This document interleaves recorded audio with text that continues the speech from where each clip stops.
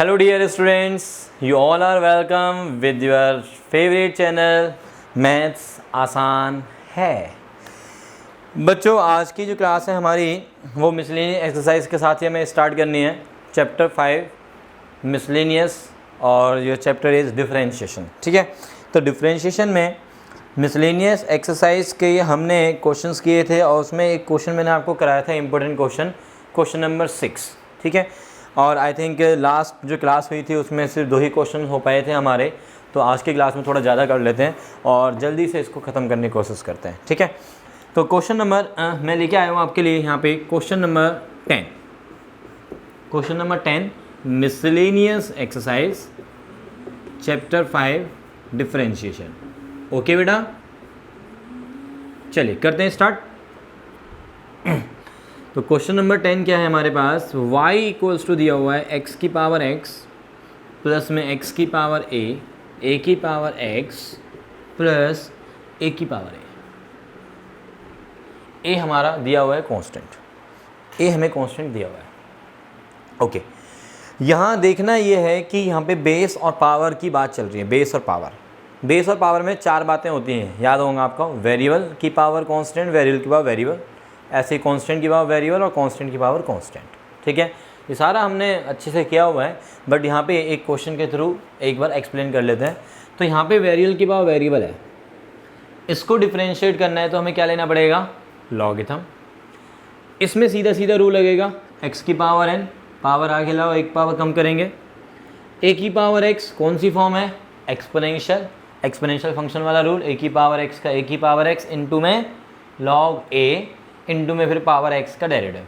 ठीक है, a की पावर a कांस्टेंट की power constant is again a whole constant, whole term is constant और होल टर्म इज कांस्टेंट, तो derivative is 0। ठीक है, सिर्फ हमें क्या करना है, इसको अलग करना है देखा जाए तो एक काम करते हैं, पहले सीधा डिफरेंशिएशन का ऑपरेटर लगा देते हैं, डिफरेंशिएटिंग। तो d by D x is equals to, यहाँ पे आ जाएगा d upon d x of this. इसको अभी फिलहाल इसी फॉर्म में लिख देते हैं, अभी इसका डेरिवेटिव करेंगे हम, प्लस इसका डेरिवेटिव कर लो, a पावर आगे एक पावर लेस, a की पावर x का a की पावर x इंटू में लॉग a एंड फिर प्लस a की पावर a का डेरिवेटिव 0। नाउ अब हम इसको ले लेते हैं u, इसको हम कुछ नई टर्म नाम दे देते हैं u, क्योंकि हमें क्या लेना है इसके लिए, स्पेशली लॉगरिथम लेना है। वेरिएबल की पावर वेरिएबल बताया हुआ है मैंने, जब वेरिएबल की पावर वेरिएबल आ जाए तो आपको लॉगरिथम लेके करना है और उसको एक सेपरेट टर्म मान सकते हो। ठीक है, और हमने ऐसे क्वेश्चंस किए थे कि जहाँ पे 2 टर्म्स का सम आ रहा था तो मैंने उस समय u और v नाम दे के किया था। ऐसे ही यहाँ पे मैं लेके चल रहा हूँ, u is equals to X की power x, taking log on both side. तो log of u is equals to X power आगे log x, differentiate here 1 upon में u D you by D x is equals to, X को रखा है as it is, product 2 लगेगा बच्चों, log x का 1 by x, log x को रखा है एज इट इज, एक्स का डेरिवेटिव 1, x की दुनिया x से चली गई, d you by D x is equals to u here, ये हो गया 1 प्लस का ये log x। u की वैल्यू डाल दो बच्चों, u की वैल्यू क्या हमारे पास, x की पावर x इंटू में ये 1 प्लस का ये log x। D you by D x मतलब क्या है, D by D x of you कौन था हमारा, एक्स की पावर एक्स ना बेटा, इज इक्वल्स टू ये आ गया। मैंने आपको पहले भी सजेस्ट किया था कि एक्स की पावर एक्स का डेरिवेटिव याद रखो कि एक्स की पावर एक्स का होता है एक्स की power x into 1 plus log x. तो बट याद रखने के साथ साथ ये मत कर देना पेपर में कि सीधा जी हमें तो याद है और डायरेक्टली लिख दिया, नहीं, आपको पूरा शो करके दिखाना है। कॉम्पिटिशन लेवल के लिए आप इसको याद रखेंगे, सही है जी, और यू कैन से कि एक वेरिफिकेशन के लिए भी आप इसको याद रख सकते हैं। ठीक है, सो हमारे पास आंसर क्या आ जाएगा, इसकी वैल्यू डाल दी आपने, दिस प्लस में a इंटू में x की पावर a माइनस 1 और दिस इज a की पावर x इंटू में log a, this is your answer. बोलिए बच्चों, क्लियर है? ठीक है, नाउ क्वेश्चन नंबर 11, ये भी वेरिएबल की पावर वेरिएबल टाइप का है। तो क्वेश्चन नंबर 11 को मैं सजेस्ट करूँगा कि आप एक और 5.5 एक्सरसाइज कर लें तो बड़े आराम से इजीली हो जाएगा। क्वेश्चन नंबर 12 भी बहुत सिंपल है। This is from 5.6। ठीक है, 13 क्वेश्चन देखते हैं एक बार। क्वेश्चन नंबर 13 को एक बार देख लेते हैं किस तरह से करना है, क्योंकि देखो बेटा सारे क्वेश्चंस कराने का कोई खास लॉजिक है नहीं यहाँ पे,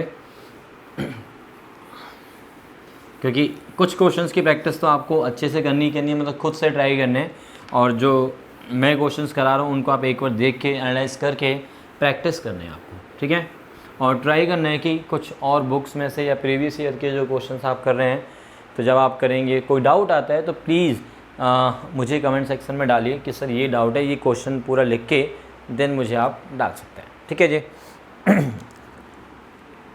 क्वेश्चन नंबर 13, क्वेश्चन नंबर 13 हमारा है फाइंड dy बाई dx निकालना है। If y is equals to दिया हुआ है, देखो sine inverse of x plus sine inverse of root के अंदर 1 माइनस में एक्स स्क्वायर। x की वैल्यू दी हुई है -1 से +1 के बीच में। वो एक्चुअल में x की वैल्यू इसलिए दी हुई है -1 से 1, क्योंकि आप लोगों को याद होगा कि साइन इनवर्स की जो डोमेन होती है वो -1 से 1 होती है, क्योंकि x -1 से 1 होना चाहिए। यहाँ भी जब आप इसकी डोमेन की बात करोगे, डोमेन जो हमने 11th में पढ़ा था उसकी जब हम बात करेंगे तो 1 माइनस में एक्स स्क्वायर पॉजिटिव होना चाहिए, और वो तभी एग्जिस्ट करेगा जब x की वैल्यू -1 से +1 के बीच में होगी। ठीक है, तो ये सिर्फ और सिर्फ डोमेन को इंडिकेट कर रहा है। किसको इंडिकेट कर रहा है? ये डोमेन को। तो फिलहाल डिफ्रेंशिएशन के लिए अभी इसका कोई फ़िलहाल यूज नहीं है, सिर्फ और सिर्फ डेफिनेशन के लिए कि फंक्शन डिफाइंड है उसके लिए दिया हुआ है। अब हम सीधा आते हैं इसके डिफ्रेंशिएशन पे, क्योंकि एक ऐसा फंक्शन है फिर से इनवर्स ट्रिग्नोमेट्रिक, और इनवर्स ट्रिग्नोमेट्रिक में सर क्या सजेस्ट करते हैं आपको हमेशा कि पहले एक बार सिंप्लीफाई करने का ज़रूर सोचिए, एटलीस्ट सोचिए। ठीक है, तो मैंने ये देखा कि यार साइन इनवर्स के अंदर जो √1 माइनस में एक्स स्क्वायर है, क्या मैं इसको कुछ सिंप्लीफाइड फॉर्म में लिख सकता हूँ? तो देखते हैं। साइन इनवर्स के अंदर जो टर्म है वो होगी परपेंडिकुलर बाय हाइपोटेन्यूस, तो परपेंडिकुलर ये हो गया और हाइपोटेन्यूस 1 हो गया साइन इनवर्स के अंदर p/h।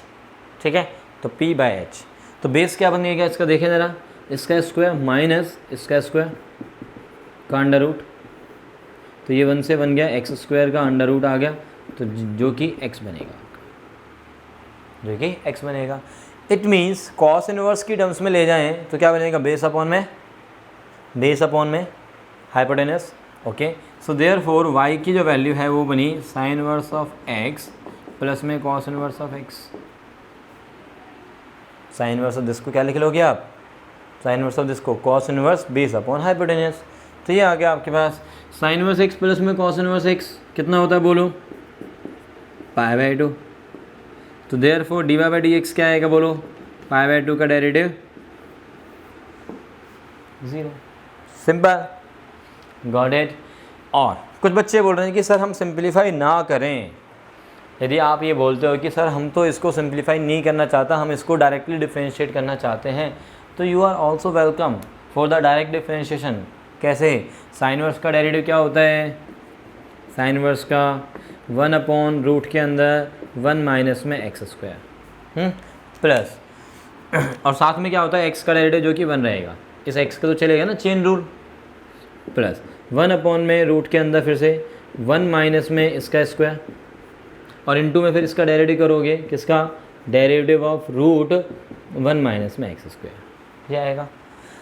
दिस इज √1 माइनस में एक्स स्क्वायर प्लस, ये हो गया हमारा मेथड 2 चल रहा है। ठीक है, प्लस ये देखो 1 से 1 गया, एक्स स्क्वायर का अंडर रूट, ये x आ जाएगा, ऊपर आ जाएगा 1/2 रूट के अंदर 1 माइनस में एक्स स्क्वायर, और इसका डेरिवेटिव -2x। 2 से 2 गया, x से x गया, ये माइनस का है, सेम टर्म देख रहे हो ना। 1 अपॉन रूट के अंदर 1 माइनस में x square minus 1 upon root के अंदर 1 माइनस में एक्स स्क्वायर, ये तो हो गया हमारा कैंसिल, और ये बचा हमारा क्या? 0। ये हो गया आंसर। समझ में आया है? पक्का ना? तो किसी भी मेथड से कर लो, कॉन्सेप्ट बस पता होना चाहिए आपको। ठीक, ना क्वेश्चन नंबर 14, और काफ़ी इंपॉर्टेंट क्वेश्चन है क्वेश्चन नंबर 14 एंड 15 बहुत। तो क्वेश्चन नंबर 14 को समझते हैं।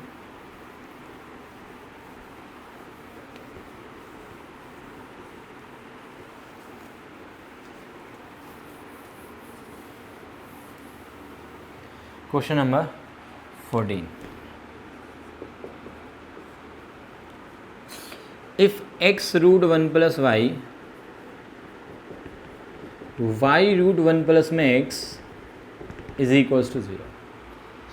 If this plus this is equals to 0, then we have to prove dy by dx is equals to minus 1 upon में 1 प्लस में x का होल स्क्वायर, यह प्रूव करना है. और एनसीईआरटी में इस क्वेश्चन में थोड़ी सी कमी दी हुई है बेटा, मैं बता दूं आपको. यहाँ पे मेंशन होना चाहिए था x is not equals to y. इस क्वेश्चन में गिवन होना चाहिए क्या हमारे पास x is not equals to y, जो कि यहाँ पे एनसीईआरटी में नहीं लिखा हुआ है. कुछ अच्छी जो बुक्स हैं से उनमें ये मेंशन भी है, कुछ बुक्स के अंदर. तो सही है, कोई बात नहीं, हम प्रोवाइड कंडीशन ये लेके चलते हैं कि x is not equals to y. अब यहाँ पे सबसे पहले ये देखिए कि ये जो फंक्शन हमें दिया हुआ है इसमें x और y आपस में लिंक रहें. y की वैल्यू इक्वल्स टू करके नहीं दी हुई है, x और y आपस में लिंक रहें. तो ये कौन सी एक्सरसाइज में चला गया हमारा, एक्सप्लिसिट एंड इम्प्लिसिट फंक्शंस वाले में, जो कि हमने देखा था 5.3 एक्सरसाइज, आपको याद होगी. तो 5.3 एक्सरसाइज के अंदर था इम्प्लिसिट एंड एक्सप्लिसिट फंक्शंस. ठीक है, तो उसके अंदर ये चला गया है. अब हमें ये देखना है कि क्या मैं y की वैल्यू x की टर्म्स में सीधा सीधा देख पाऊंगा फ्रॉम द गिवन रिलेशन. तो देखते हैं.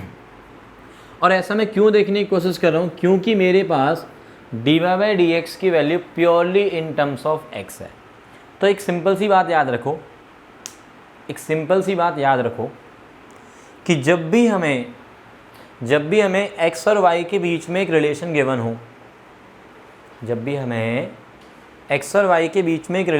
हो, and dy by D X की value purely in terms of x prove करनी है, तो आपने पूरी जान लगा देनी है किस चीज़ में, कि जो गिवन रिलेशन है उससे y की वैल्यू निकाल लो purely in terms of x.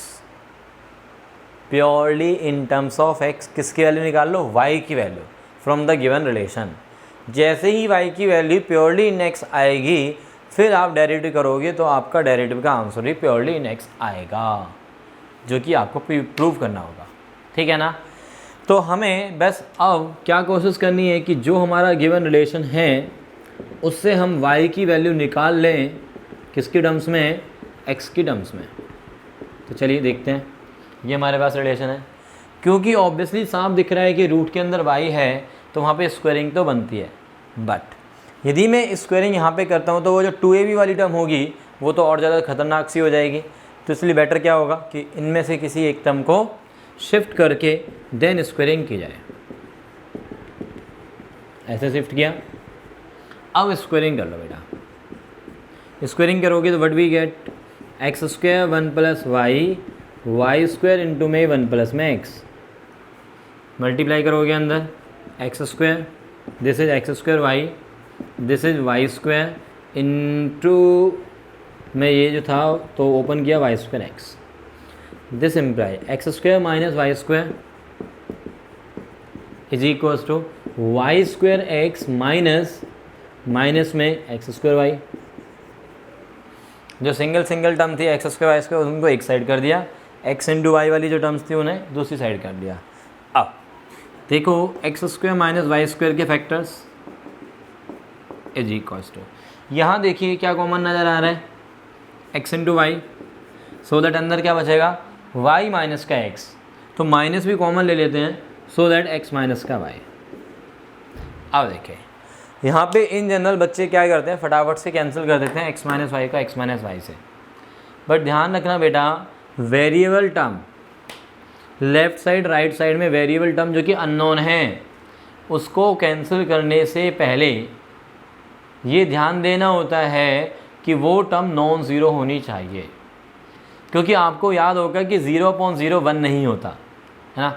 और ये जो वैल्यू है दिस में भी ज़ीरो,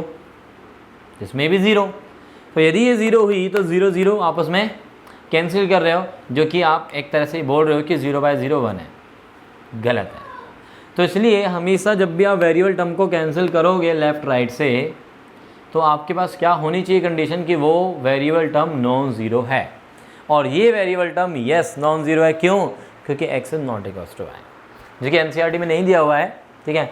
तो आपको ये कंडीशन लेके चलनी है कि x is not equals to y, that's why ये आपस में आप कैंसिल कर सकते हो, क्योंकि कंडीशन इज कि x is not equals to y, और you can say x minus y is not equals to 0, that's why this is cancelled. Okay, now x plus में y किसके इक्वल आया बेटा, minus x y, y common ले लो इन दोनों में से, तो 1 प्लस में x, और इसको भेज दो राइट साइड में, इस वाले टर्म को, माइनस का x, तो y की वैल्यू माइनस का x अपॉन में 1 प्लस में x, ये आ गया। कैसे आ गई y की वैल्यू, कुछ मन को शांति मिल रही है कुछ मन को शांति भाई। तो क्या मिला, y की value purely in terms of x, और हमारा टारगेट यही तो था। बस इसके बाद क्या करना है, डेरिवेटिव वाला काम करना। अभी तक डिफरेंशिएशन नहीं किया हमने, अभी तक सिर्फ हमने क्या किया, इसको सिंप्लीफाई किया y की वैल्यू x के टर्म्स में। नाउ डिफरेंशिएट, तो डिफरेंशिएट करेंगे तो dy बाई डी एक्स किसके इक्वल आएगा, माइनस तो बाहर बेटा, माइनस को बिल्कुल बाहर कर दिया, u upon v rule, v को रखा एज इट इज, u का डेरिवेटिव 1, माइनस x को रखा एज इट इज, नीचे वाले का डेरिवेटिव 1, अपॉन में 1 प्लस में x का whole square. Okay, x cancel हो जाएगा तो क्या बचेगा, फाइनली क्या बचेगा बोलो, ये x से x कैंसिल हो जाएगा तो बचेगा ऊपर माइनस बाहर है 1, अपॉन में 1 प्लस में x का whole square. This is happily proved, okay done बच्चों, वेरी गुड। तो ये था हमारा question number 14, one of the important question from the miscellaneous exercise, ठीक है।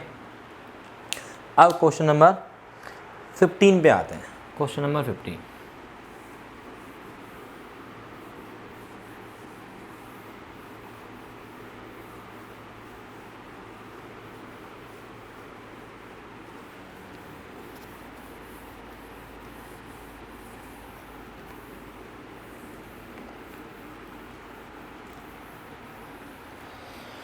Question number 15 most important question है बेटा ये, this is most important question number 15। बोला हुआ है कि इफ़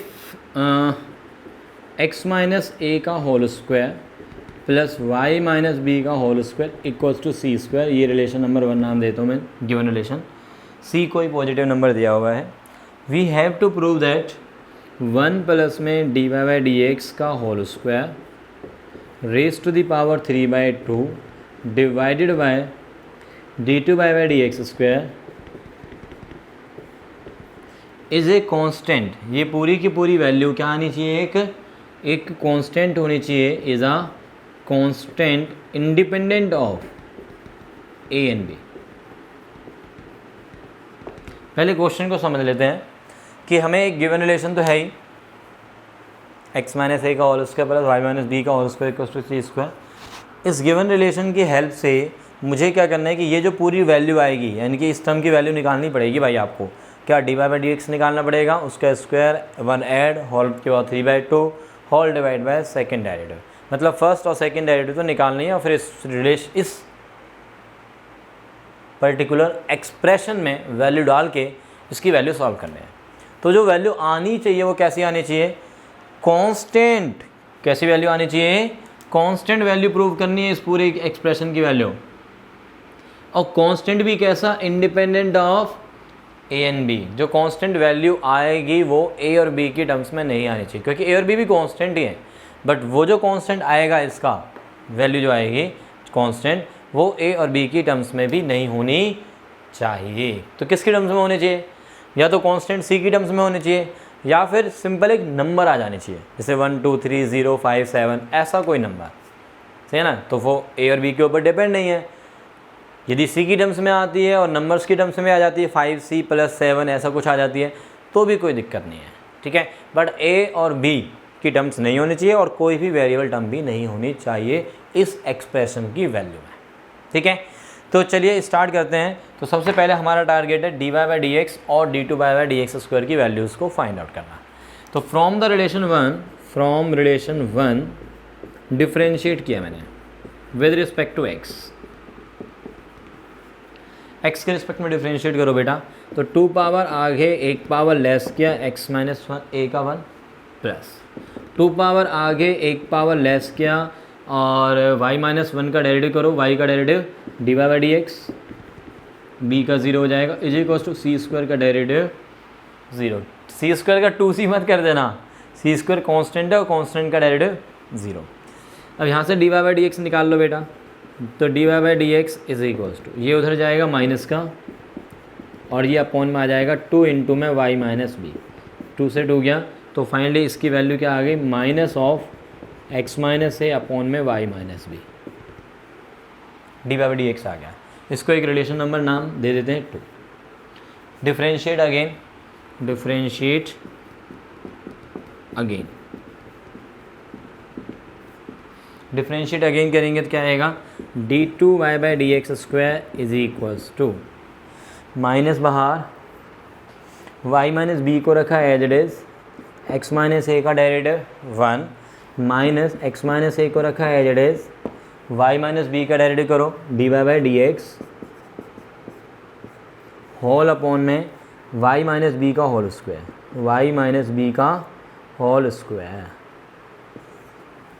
ठीक है। सो d2y by D x square की वैल्यू क्या आ गई है देखते हैं ज़रा, माइनस तो बाहर है उसको मत छेड़ो, माइनस साइन को बाहर है मत छेड़ो, y माइनस बी को रखा है एज इट इज़ माइनस। अब ध्यान देना x माइनस है इंटू में, इंटू में जो लिखा हुआ है dy by D x, into में क्या लिखा हुआ है dy बाई डी एक्स, और dy बाई डी एक्स की वैल्यू हमारे पास ऑलरेडी इक्वेशन नंबर 2 में निकाली थी, तो ये वाली वैल्यू मैं यहाँ पे पुट कर रहा हूँ। तो dy बाई डी एक्स के प्लेस में माइनस आएगा तो ये वाला माइनस इस वाले माइनस के साथ आके क्या बन जाएगा प्लस हो जाएगा, साथ में dy बाई डी एक्स की वैल्यू आएगी minus minus plus x minus A आएगा और अपॉन में y माइनस बी, ये हो गया मेरा यूजिंग इक्वेशन नंबर 2, और अपॉन में चल रहा है y माइनस बी का होल स्क्वायर, ये हो गया यूजिंग रिलेशन इक्वेशन नंबर 2, ठीक है। विच इज एलसीएम ले लो अंदर, तो माइनस बाहर y माइनस बी का होल स्क्वायर प्लस में x माइनस ए का होल स्क्वायर, अपॉन में जो एलसीएम आएगा वो नीचे वाली टर्म के साथ y माइनस बी का होल क्यूब, और इसकी वैल्यू क्या दी हुई है देखो क्वेश्चन में, x माइनस ए का square plus y minus B का स्क्वायर इज सी स्क्वायर, तो ये हो गया माइनस सी स्क्वायर अपॉन में y माइनस बी का होल क्यूब, ये आ गया हमारे पास किसकी वैल्यू d2y अपॉन में डी एक्स स्क्वायर की वैल्यू आ गई है बच्चों। तो हमारे पास एक रिलेशन और मिल गया, कौन सा d2y by D x square की वैल्यू। अब ये मिल गया, ये मिल गया, अब इस एक्सप्रेशन की वैल्यू निकाल लेते हैं। Now the expression has value देखते हैं क्या, 1 प्लस में dy बाई डी एक्स का whole square raise to the power 3/2 divided by d2 by D x square is equals to में देखेंगे, इज इक्वल्स टू वाला जो पोर्शन है मैं वहाँ पे लिख रहा हूँ, अब मैं जहाँ पे हमारा क्वेश्चन लिखा हुआ है उसको मैं रब कर रहा हूँ भाई। आई थिंक क्वेश्चन तो क्लियर ही है, याद भी हो गया होगा अब तो इतनी देर में। तो एक्सप्रेशन मैंने लिखा ही हुआ है, उसको मैंने रब किया ही नहीं है। लेफ़्ट साइड में आपके पास ये एक्सप्रेशन है, बस इसमें क्या करना है अब हमें वैल्यूज सब्स्टिट्यूट करने हैं। तो वैल्यू सब्स्टिट्यूट करते हैं, 1 plus this is equals to 1 plus d by D x का स्क्वायर करो बेटा। डी बाई डी एक्स क्या आया हुआ है हमारा, देखो डी बाई डी एक्स की वैल्यू है ना, इसका स्क्वायर करोगे तो माइनस का स्क्वायर तो प्लस हो जाएगा, साथ में एक्स माइनस ए का होल स्क्वायर और अपॉन में वाई माइनस बी का भी whole square. Whole raise to the power कितना दिया हुआ है बोलो, whole raise to the power 3/2 whole divided by d2 by D x square की वैल्यू लिख लो माइनस सी स्क्वायर अपॉन में y माइनस बी का होल क्यूब। ये हो गया यूजिंग रिलेशन नंबर 2 एंड 3।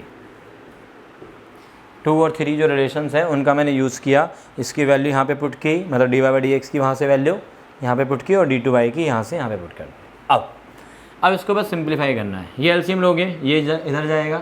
देखो एलसीएम जब मैं लूँगा तो मेरे पास ये तो एलसीएम आएगा, ये इधर जाएगा, दिस प्लस दिस आ जाएगा फिर से, और दिस प्लस दिस की वैल्यू क्या दी हुई थी क्वेश्चन में दिया हुआ था ना, इक्वेशन नंबर जो 1 मैंने यहाँ से रब कर दी है, बट आपके पास तो लिखी हुई है। तो इक्वेशन नंबर 1 में हमें दिया हुआ था कि this plus this is equals to C square, तो वो मैंने यहाँ पे फिर से पुट कर लिया, यहाँ पे भी तो यूज़ किया था ना, this plus this c square, equation number 3 जो बनाई थी मैंने। Are you getting? बात समझ में आ रही है? तो ये भी मैंने कहाँ से यूज़ किया था यार, फ्रॉम 1, है ना, फ्रॉम 1 किया था, तो यहाँ पे भी मैं लिख ही देता हूँ फ्रॉम 1। और यहाँ पे मैंने, अच्छा ये तो डिफरेंशिएशन की स्टार्टिंग थी। ओके बच्चों, नो प्रॉब्लम, ठीक है। अब ये आ गया हमारे पास फ्रॉम 1, होल की पावर कितना है 3/2 divided by minus c square upon में वाई माइनस बी का होल क्यूब। अब पावर 3/2 करोगे, पावर की पावर आपस में क्या होती है, मल्टीप्लाई करेंगे तो सी स्क्वायर की पावर कितना आ जाएगा, ये 3 बचेगी अपॉन में, ऐसे ही इसके साथ भी होगा, तो ये क्या बचेगा वाई माइनस बी का whole cube divided by minus c square upon में वाई माइनस बी का होल क्यूब। Very good. तो ये कैंसिल हो गया, ये इससे कैंसिल हो गया, तो बचा क्या आपके पास, c विद माइनस, मतलब माइनस सी। तो जो ये यूज सा था हमारा एक्सप्रेशन, इसकी वैल्यू फाइनली क्या आ गई है, -c आ गई है भाई, सॉल्व करके। सॉल्यूशन मैंने वहाँ पे किया, solving part. Are you getting? ये जो है आपका ये वाला एक्सप्रेशन था ना, यहाँ से इसको साइड कर दो, ये साइड कर दो, ये जो एक्सप्रेशन है आपका वो इसका सॉल्विंग पार्ट हो गया। तो ये आ गया -c, जो कि कैसा नंबर है, constant, independent of a and b। बिल्कुल सही बोल रहे हो, से independent of a and b, constant भी लिखोगे, constant independent of a and b, और ये हो गया हैप्पीली प्रूव्ड। तो ये क्वेश्चन नंबर 15 आपका हो गया है। नेक्स्ट क्लास, एक क्लास और बची है बेटा, से आपकी मिसलेनियस कंप्लीट हो जाएगी, और हमारे जो मेन क्वेश्चंस बचे हैं वो हैं 16, 17 और 23। ये 3 क्वेश्चंस ऐसे हैं जो कि CBSE में आपसे पूछे जा सकते हैं। तो 16, 17 और 23 क्वेश्चन को देखने के लिए आपको थोड़ा सा वेट करना है, और अगली वीडियो में आपको ये सारे सॉल्यूशंस भी मिल जाएंगे, ठीक है बच्चों। एंड देन उसके बाद हम प्रीवियस ईयर क्वेश्चंस पे फोकस करेंगे अगेन। ओके, तो do like, share and must subscribe. Thank you.